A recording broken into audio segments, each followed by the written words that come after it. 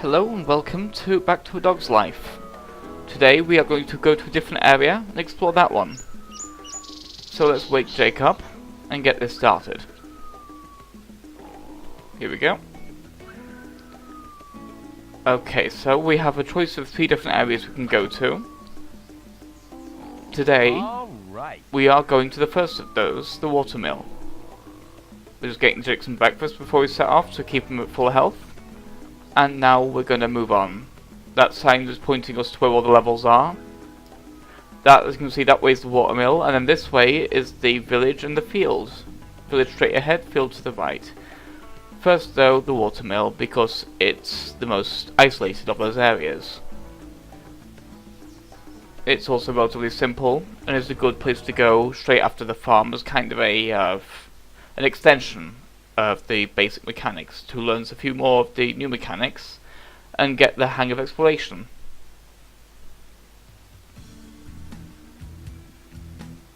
And also a little new music here too. I was out chopping wood, and now I can't find my axe. Oh, what am I gonna do? This sounds like a job for Super Jake. This guy has the worst voice acting, by the way.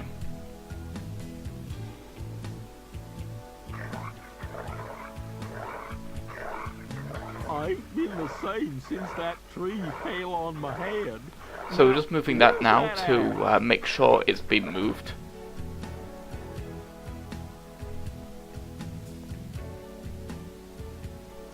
And now we're going to start by exploring this area a little bit and seeing what's what. I quite like the mill because it's a simple area, but it's more complicated than it needs to be in a visually interesting way. There are aspects of this level that are unnecessary, but I'm glad they exist. Boy. So we're just going up here collecting these cents on the way, because that way we won't have to come back up here again. I quite like this area. It's just a small platforming challenge. Again, while this particular part of the camera is hard to control, it still looks pretty nice.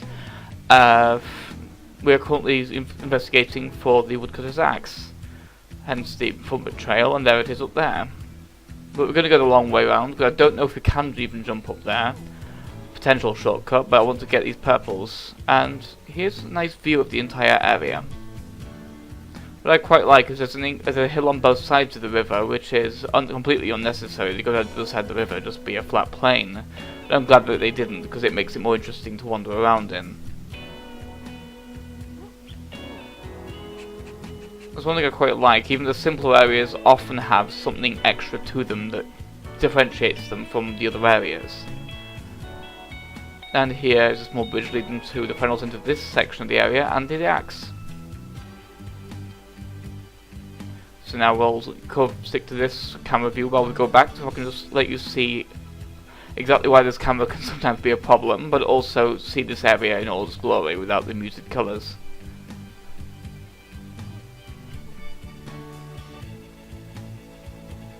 That was me trying to jump down. There we are. And here it's easy to forget which way the path goes in this case, which way is going up and which way is going down. Simply because of that weird camera angle disguising things. This is our dog for the area, the Dalmatian. As you can see, we are already way ahead of him. But we still have a lot more to do before we investigate him properly.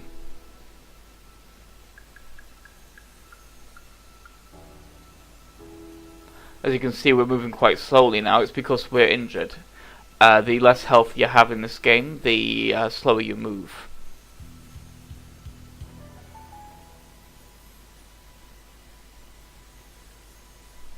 Whoa, thanks. Now I can finish making them dog cages for the dog catcher. There you go, little guy. And there's our first bone for the area, which will restore us to full health. Jake loves bones.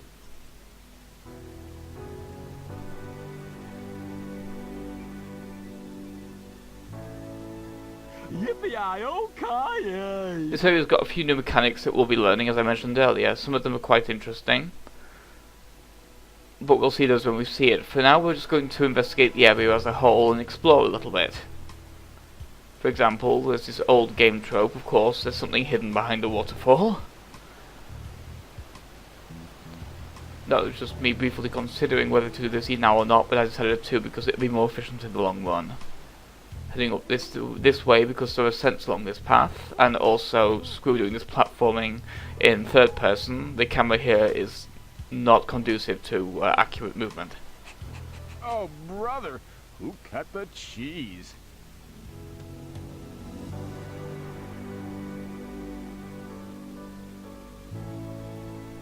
So here's a jump that's quite, like, you have to be just at the right point, otherwise who will refuse to actually try and make it.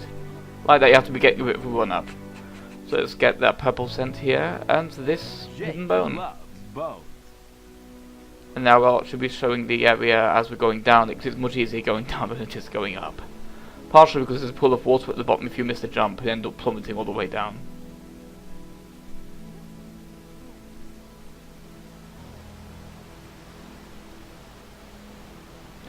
There's our obligatory hidden behind the waterfall.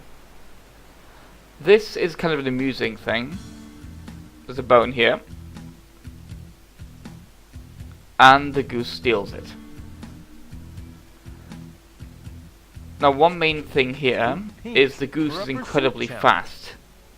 And we are not all that fast in water, so we can't quite catch it from here. We'll need to figure something else out from there. Tastes great. But there's at least a bone buried on the island that the goose couldn't reach. So first what we're going to do next is go up this side of the hill. I like the little boat there. Don't think you can actually jump on it, although I might try and fail later. But it's a nice touch that it's even there.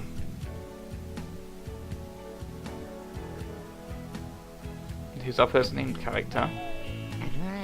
They said it couldn't be done, but I, Professor Ludwig von Schnitzelmacher, will be the first to send a homemade rocket to Pluto. This guy's been watching too many mad scientist movies.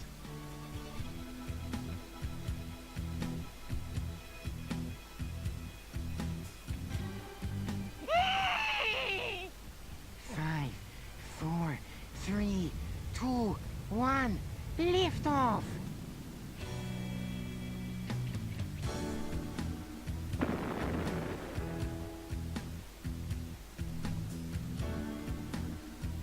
So as you can see, something has gone very poorly. No, my beautiful rocket! Oh, it must have been that 3-volt flux capacitor I used. I knew I should have gone with the 5-volt one. If I can get the pieces back, I can repair it. Please, help me. This guy's actually somewhat unique for reasons we'll see shortly. The main thing here is we need to collect the 4 pieces of his rocket, which is identical to the last time this happens, although different objects, but there's an aspect of this guy that's different that I'm looking forward to. Armpit. And one thing I quite like is how Jake carries this particular piece. He just shoves his face in it and hopes for the best, which is just adorable. There's a few things that have like different animations for how he holds it. He was supposed to be holding it in his mouth, but I'm assuming it's just poorly aligned. Astounding. A piece of my rocket. Bring me the rest of them, and I will give you a reward beyond your wildest imaginings. That sounds like a pretty good reward. So there we go. Let's move on. Down this hill, all the way down, we'll collect a few of these purple scents, because this area can be really annoying if you forget purple scent on this side of the river. Because of the way they're spaced, it can be quite hard to find some of the ones you've missed, if you've missed any here. Namely, I think that particular one down there is kind of a bastard. If I hadn't got that one now, it would have been a pain to find because of the draw distance, because none of the other scents are anywhere near that one.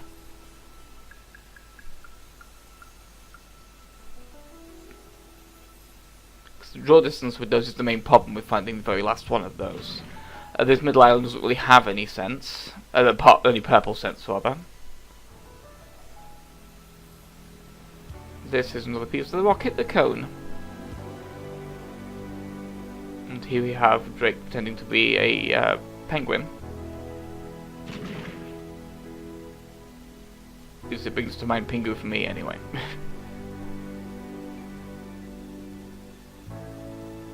Trump is the scientist. My little canine charm, you continue to amaze me. Just a few more fragments, and the reward is yours. Okay, so here we go down the hill. Again. There's only 2 more pieces to get now. So now we'll just cross the river. I believe at some point, I think here I do try to catch the goose just to show off that it is in fact impossible at the moment. If I can find him. I do have little signs everywhere that show you where the sub-areas for each area are. They're quite helpful for navigating if you haven't been to an area for a while, or if it's a particularly large one with a lot of these different things going on. But yeah, here we can see we are nowhere near fast enough to reach that yet. So let's just collect all these purples while we're up here. Not got that many more to go. Oh, yes. Smells like a basset hound I once knew. The Dalmatians and everything. Yippee-yi-oh-ki-yay! By the way, that man becomes quite annoying as this particular area goes on because he just doesn't stop saying particular lines. So when you're saving it in this area, he will be repeating the same lines over and over again ad nauseum. It's a nightmare. Oh boy, oh boy, oh boy! We've almost got all the purple scents now. I believe I know roughly where all of them are as well. It's just about just going to them at the other side of this small hill here. Privilege of being careful about which ones I collect. Oh, yes. 100%. The only thing is actually only jumping into a hazard like water or certain hazards up here later on that will be easy to accidentally jump onto and be a pain to navigate through. But we'll get to those as we get to them. Just know that the random jumping can sometimes be a pain to deal with. I've learned decent ways of getting around it, but it's still a complicated part of this game, having to keep track of exactly when Jake's liable to randomly jump somewhere you didn't want him to. It's one of the primary flaws playing through this. Fantastic. So, here's the next bone in this dog bowl. And I believe now we will capitalise on what we did earlier. Yep. Yeehaw! We moved this here for a reason, so we don't have to do it now. Oh boy, oh Because we boy, need to get oh onto boy. this balcony. And getting into and out of these windows can be somewhat finicky, especially in areas later in the game, but here it's easy enough. It's just sometimes you'll have to hit the perfect angle, or Jake won't even try and jump. Yippee-yi-oh-ki-yay!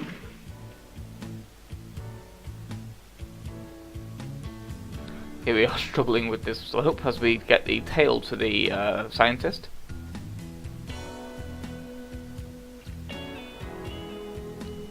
Then we'll have one last piece to go. And navigating that hill can be a pain because of how much geometry there is. Piece. Bring it to me.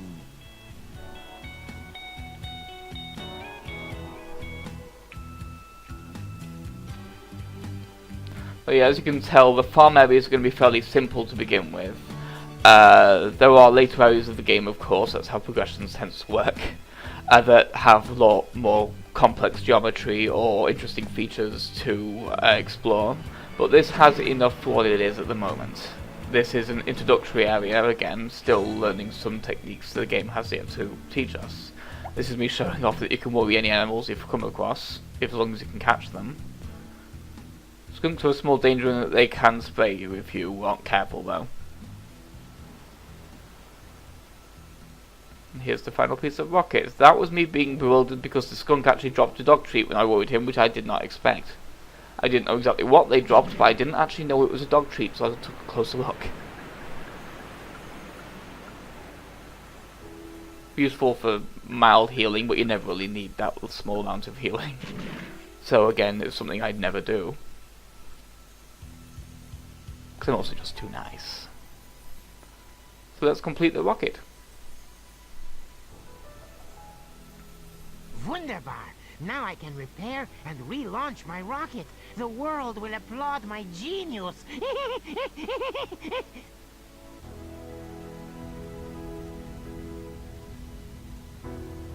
Fly, my pretty one. Fly. Oh, I love myself so much.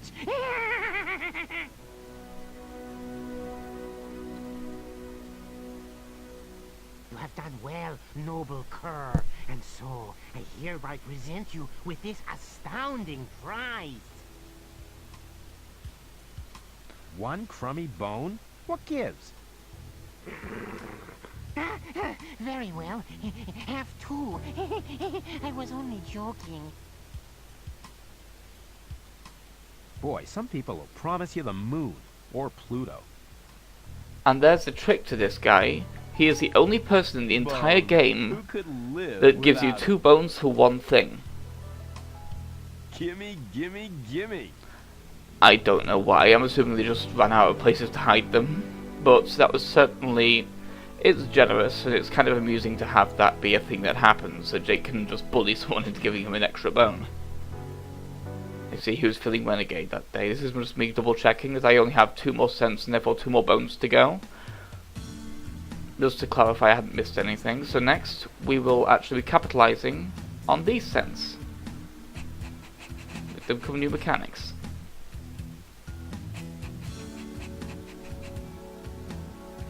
Luckily, they're all hidden in fairly straightforward places right now. The colored cents are always in a decent, kind of a small area from each other. They're never particularly hidden. This is the pursuit challenge. It actually took me a while to realize that the bottom number on the screen isn't actually a timer but your distance from the dog. The timer is down at the top left. I don't know why I didn't realize they were distinct. I like the music during these. Yes, these are really easy because the amount of bones we have, we are way faster than this Dalmatian on land. Change is as good as a rest. At least when we're not controlling him. Now it's time to use him. You see, he's much faster in water than Jake. So let's give that goose what for.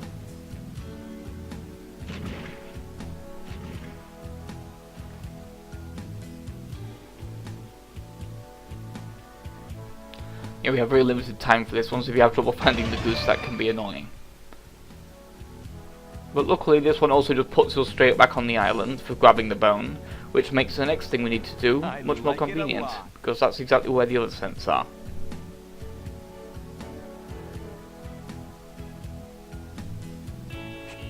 So let's collect these final cents and see what this last minigame we're going to unlock for this area is.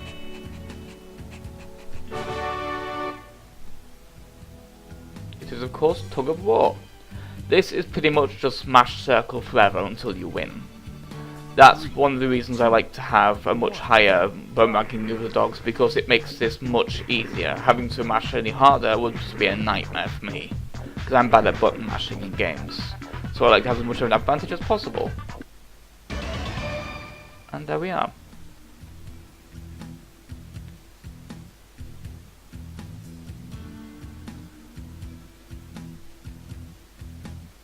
And now let's get that last bone.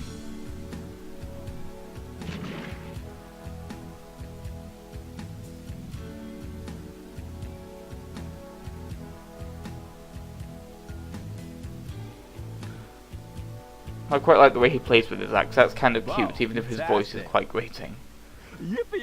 So that is the final bone for this area. But there is one last thing to do here that we haven't quite wrapped up yet, the red sense. Let's see what we learn from this dog.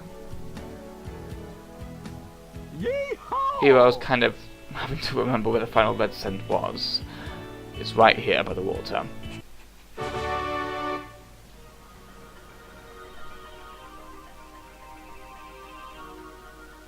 One thing I like with this game is that every feature of every area gets used in some way, even if it's only for an area where you go to do this kind of thing.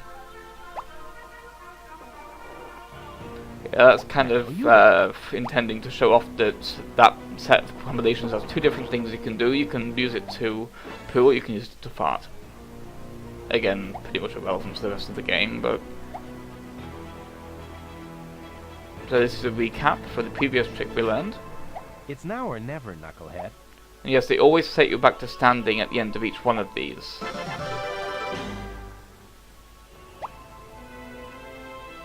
Now it's time for the final one.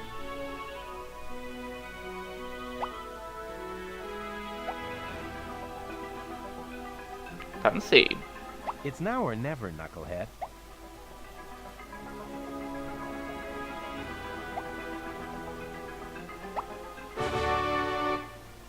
And now we can be fancy too.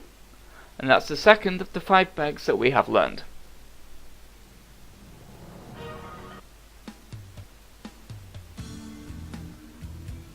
The pickup is because, yes, we can pick up our own dung. Again, something I never really do. Yippee-i-oh, This is me trying to show off getting a snack from NPCs, but throughout this entire one I never get it to work. For some reason it's just never the right person. Which is a shame because I like doing the tricks when I can, because it's kind of fun. So this is just me once again showing off that now the red cents are all collected. So now we have done everything we need to do here. So now we will save, and I will see you next time for the next area. I hope you're enjoying the series as much as I am making it. So, goodbye.